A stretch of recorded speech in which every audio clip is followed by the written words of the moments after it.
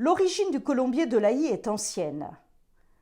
Autour de Paris, de nombreux colombiers sont édifiés au Moyen Âge, surtout depuis que le roi Charles V, en 1368, défend d'élever des pigeons à Paris pour cause d'insalubrité.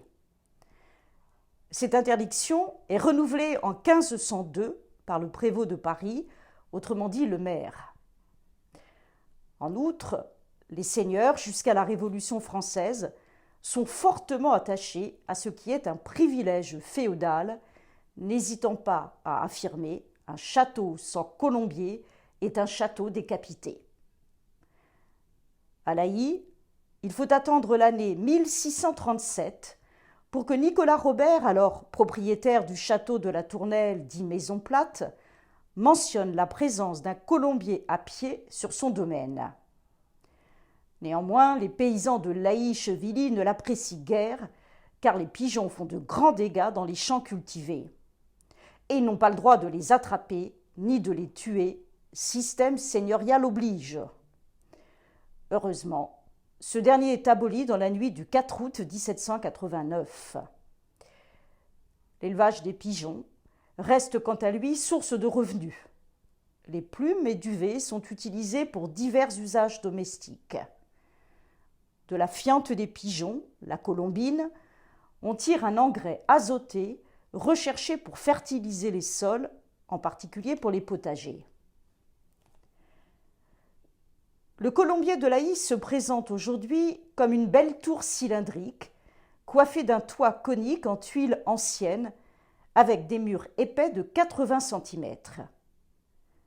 Les proportions de la construction sont harmonieuses. Environ 8 mètres de diamètre sur 10 mètres de hauteur. En effet, les colombiers doivent être plus élevés que les bâtiments alentours, afin que les pigeons puissent les voir de loin. La vieille porte de bois introduit dans la salle basse, occupée en son centre par un gros pilier en pierre appelé le pied du colombier. La salle haute, à laquelle on accède par un escalier de bois très étroit, est consacrée aux pigeons. Elle est à cet effet entièrement tapissée de boulins, c'est-à-dire de 1800 niches superposées en rangées dans la paroi. Les pigeons viennent par deux pondre et nicher dans ces petites cases suffisamment spacieuses pour qu'ils puissent se tenir debout sur leurs pattes. L'éleveur, quant à lui, peut accéder à chacune des alvéoles au moyen d'une échelle mobile appelée l'arbre de visite. Elle est accrochée à 2 ou 3 potences fixées sur un axe vertical qui subsiste encore de nos jours. L'ensemble pivote pour s'approcher des nids sans s'appuyer et prendre ainsi facilement les pigeonneaux.